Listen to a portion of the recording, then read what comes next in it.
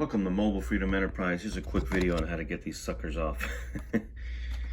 Found many things online, certain discrepancies on anything I found, so you may want to remove it off a Marshall lamp because this one's just destroyed, so I'm going to create a whole new setup with the head and the speakers.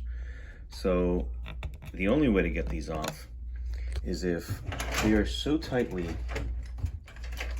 they're not screwed on, you have these plastic pieces, and they'll show you they have these ridges that click on to this, you see? So this sits here like this, and then this, when you put it back on, it clicks into place.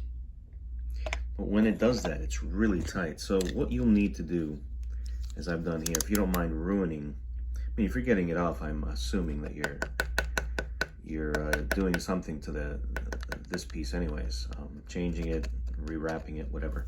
But you need a blade to be able to dig in a little bit, just enough to get a nice flathead screwdriver like this. This is the thinnest one I could find that I have. And you get it in there and just pop it open, click. Careful, the other one flew out, almost hit me in the face.